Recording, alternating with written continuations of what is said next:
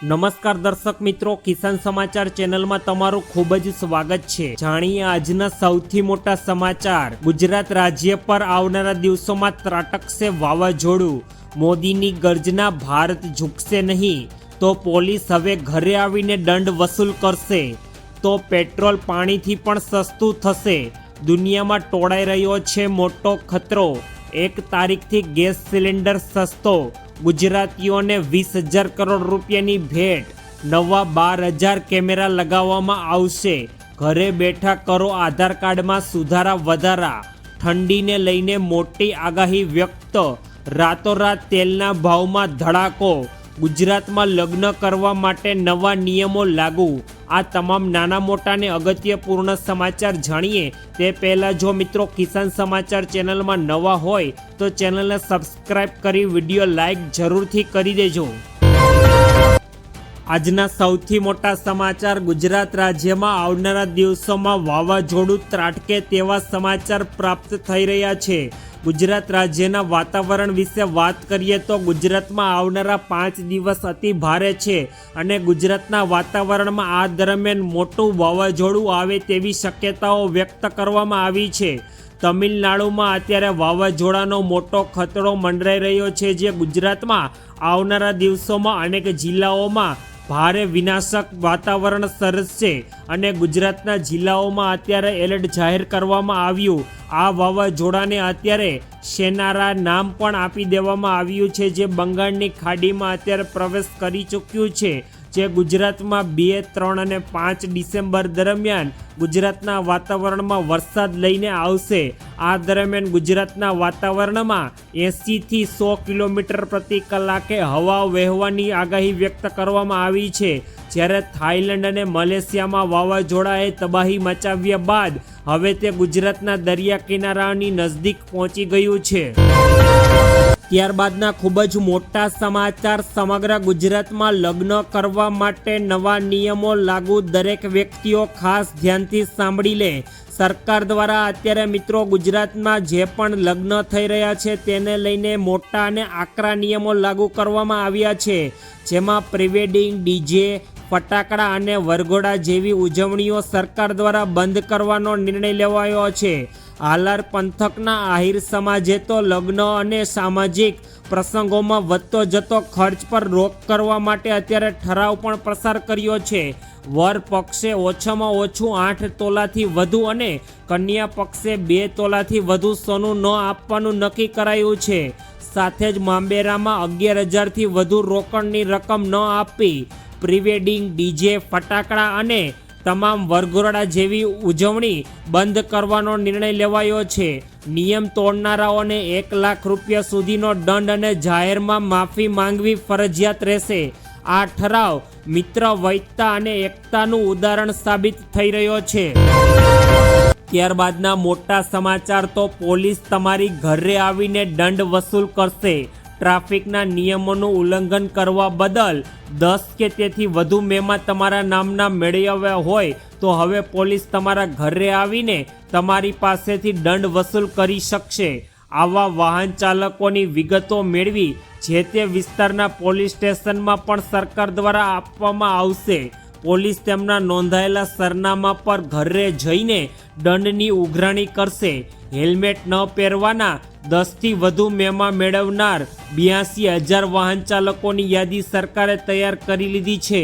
આ ઉપરાંત રોંગ સાઈડમાં 10થી વધુ મેમાઓ મળ્યા હોય તેવા 1200 વ્યક્તિ અને સિગ્નલ ભંગ કરનાર 10થી વધુ મેમા મેળવનાર હોય તેવા 317 લોકોની સરકારે યાદી જાહેર કરી દીધી છે। તેઓ તમામ વ્યક્તિઓ પાસે સરકાર ઘરે જઈને દંડની ઉઘરાણી કરશે। પોલીસે અત્યારે હેલ્મેટ વિના કારણે અત્યારે અન્ય ગંભીર ગુનાઓનું પણ ઉલ્લંઘન કરે તેઓનો પણ અત્યારે સરકાર દ્વારા નિયમોનું પાલન કરાવવામાં આવશે। ખૂબ જ મોટા સમાચાર। હવે પેટ્રોલ પાણીથી પણ સસ્તું થશે। પેટ્રોલ અને ડીઝલની કિંમત આવનારા દિવસોમાં સસ્તી થઈ શકે। આવા સમાચાર તો મિત્રો તમે સતત મોબાઈલ અને ટીવીમાં સાંભળતા હશો, પરંતુ શું તમે ક્યારેય સાંભળ્યું છે કે કાચા તેલની કિંમત પાણીની બોટલ કરતાં પણ સસ્તી થઈ જશે? જેપી મોર્ગન પ્રમાણે વર્ષ 2027 સુધીમાં ક્રૂડ ઓઇલની કિંમત $70 પ્રતિ બેરલ સુધી ઘટી શકે. 18 રૂપિયાથી ઓછી 1 લીટરની કિંમત જો કોઈ વ્યક્તિએ ભારતીય રૂપિયામાં લગભગ 95 રૂપિયા પ્રતિ ડોલર એક્સચેન્જ રેટ પર કરવામાં આવે તો એક બેરલની કિંમત 2850 રૂપિયા થશે. એક બેરલમાં 159 લીટર તેલ આવે છે. આ પ્રમાણે 1 લીટર કાચા તેલની કિંમત અત્યારે ભારતીય રૂપિયા પ્રમાણે 17 રૂપિયા ને 90 પૈસા થશે, જે દેશમાં વેચાતી મિનરલ વોટરની એક બોટલ 20 રૂપિયા કરતાં પણ સસ્તી છે. ત્યારબાદના મોટા સમાચાર. દુનિયામાં ટોળાઈ રહ્યો છે મોટો ખતરો. મિત્રો, અત્યારે બદલતા સમય પ્રમાણે અત્યારે ટેકનોલોજીના ફાયદા પણ છે અને સાથે સાથે નુકસાની પણ છે. અણુથી અનેક ગણી ઉર્જા પણ તમે મેળવી શકો છો ને આ અણુથી સારા કામ પણ કરી શકો છો. પરંતુ મિત્રો, આ ઉર્જાથી બોમ્બ બનાવવાની અને સર્વનાશ કરવાની પણ શક્યતા અને તાકાત રહેલી છે. એક અંદાજ પ્રમાણે 150 વખત આખી પૃથ્વીનો નાશ થઈ જાય તેટલા અણુ બોમ્બ અત્યારે હાલ દુનિયાના દેશો પાસે રહેલા છે. આ બધા વચ્ચે એક ચોંકાવનારી વાત તો અત્યારે ચીન તરફથી સામે આવી રહી છે. અન્ય દેશો તો હજુ રોબોટને પોતાના રોજિંદા કામોમાં ઉપયોગ કરવાનું માત્ર વિચાર કરી રહ્યા છે, ત્યારે ચીને આવા રોબોટની આખી આર્મી ફોજ તૈયાર કરી લીધી છે. જો મિત્રો તમે વિચાર કરો કે ભારતનો પાડોશી દેશ ચીન છે અને ચીન જો આર્મીની રોબોટ ફોજ બનાવી રહ્યો છે તો આ ભારતીય જવાનો માટે ખૂબ જ ખતરો છે, જેથી દુનિયામાં આવનારા દિવસોમાં ટેકનોલોજીનો ગેરઉપયોગ થઈ શકે તેવા પણ એંધાણ જોવા મળી રહ્યા છે. ત્યારબાદના મોટા સમાચાર. 1 તારીખથી ગેસ સિલિન્ડર સસ્તો. મિત્રો, દર મહિનાની 1 તારીખે સરકાર દ્વારા એલપીજી, સીએનજી અને પીએનજી સિલિન્ડરના ભાવની સમીક્ષા કરવામાં આવે છે. આ વખતે 14 કિલોગ્રામ ઘરેલું એલપીજી ગેસ સિલિન્ડરની કિંમતમાં સરકાર દ્વારા ઘટાડો થવાની સંભાવના છે, જે સામાન્ય ગ્રાહકો માટે રાહતપૂર્ણ સાબિત થઈ શકે. જોકે કોમર્શિયલ ગેસ સિલિન્ડરની કિંમતમાં વધારો થવાની શક્યતા છે, જેથી હોટલો અને રેસ્ટોરન્ટ જેવા વ્યવસાયોના ખર્ચમાં અસર થઈ શકે. મિત્રો, અત્યારે સરકાર દ્વારા છેલ્લે ફેબ્રુઆરી 2025માં એલપીજી ગેસ સિલિન્ડરની કિંમતમાં ફેરફાર કર્યા હતા અને ઘરેલું એલપીજી ગેસ સિલિન્ડરની કિંમતમાં તે સમયે સરકારે ઘટાડો કર્યો હતો. ત્યારબાદ સરકાર દ્વારા એક પણ વખત દર મહિનાની 1 તારીખે એલપીજી ગેસ સિલિન્ડરની કિંમતમાં ઘટાડો કરવામાં આવ્યો નથી. તેથી લોકોને અત્યારે એવી આશા છે કે સરકાર દ્વારા તેઓને અત્યારે ગેસ સિલિન્ડરના ભાવમાં રાહત આપવામાં આવશે. ત્યારબાદના ખૂબ જ મોટા સમાચાર. ગુજરાતીઓને મોટી 20,000 કરોડ રૂપિયાની ભેટ. ગુજરાતમાં હાઈવે અને નેશનલ હાઈવેની હાલત અત્યારે ખખડધજ થઈ ગઈ છે. કેન્દ્રીય માર્ગ અને મકાન મંત્રી નીતિન ગડકરી અત્યારે ગુજરાતની મુલાકાત પર પણ છે. ત્યારે ગઈકાલે ગાંધીનગરમાં મુખ્યમંત્રી અને માર્ગ મકાન વિભાગના અધિકારીઓ સાથે એક મહત્વપૂર્ણ બેઠક યોજાઈ હતી, જેમાં મુખ્યમંત્રી ભૂપેન્દ્ર પટેલે રાજ્યના હાઈવે પર 35% કરતાં વધુ વાહનોના ભારણને લઈને ધ્યાન આપ્યું અને હાઈવેના મરામત માટે વિસ્તૃતીકરણને કાર્યને સતત ચાલુ રહે તે જરૂરિયાત અંગે રજૂઆત કરી છે. મુખ્યમંત્રીની રજૂઆતને તત્કાલિક પ્રતિસાદ આપતા કેન્દ્રીય મંત્રી નીતિન ગડકરીએ ગુજરાતના નેશનલ હાઈવે ઓથોરિટી ઓફ ઇન્ડિયાને અત્યારે 20,000 કરોડ રૂપિયાની મંજૂરી કેન્દ્ર સરકાર તરફથી આપવામાં આવશે તેવી ખાતરી આપવામાં આવી છે. ત્યારબાદના મોટા સમાચાર. નવા 12,000 કેમેરા લગાવવામાં આવશે, સાવધાન. મિત્રો, અત્યારે લોકો વિશ્વાસ માત્ર સીસીટીવી કેમેરાઓ પર કરે છે. અત્યાર સુધીમાં ગુજરાત પોલીસે આ પ્રોજેક્ટ હેઠળ 54 શહેરોમાં 12,500થી વધુ સીસીટીવી કેમેરા લગાવ્યા.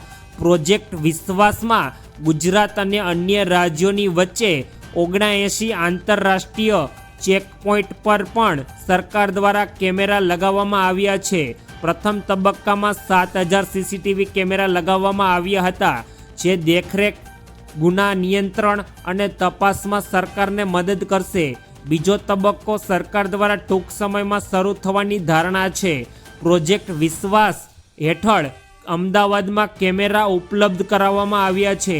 અમદાવાદ શહેર પોલીસે સ્માર્ટ સિટી અને અન્ય પ્રોજેક્ટના કેમેરાઓનો ઉપયોગ કરી અહીં એક મોટું કમાન્ડ અને કંટ્રોલ સેન્ટર સ્થાપિત કર્યું છે, જેનું ઉદ્ઘાટન ગૃહમંત્રી અમિત શાહ દ્વારા કરવામાં આવ્યું.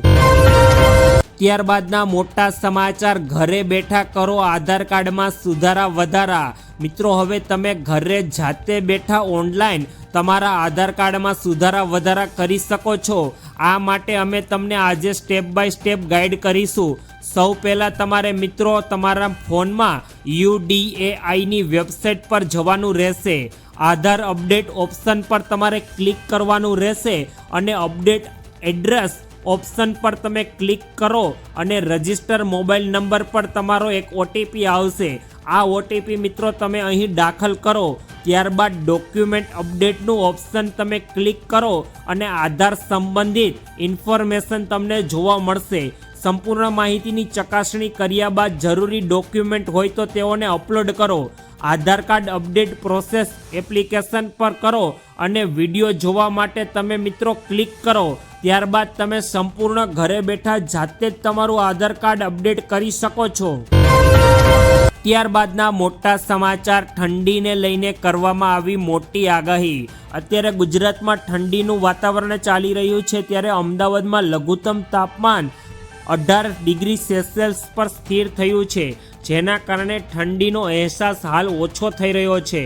વહેલી સવારમાં શહેરના આકાશમાં વાદળો છયેલા જોવા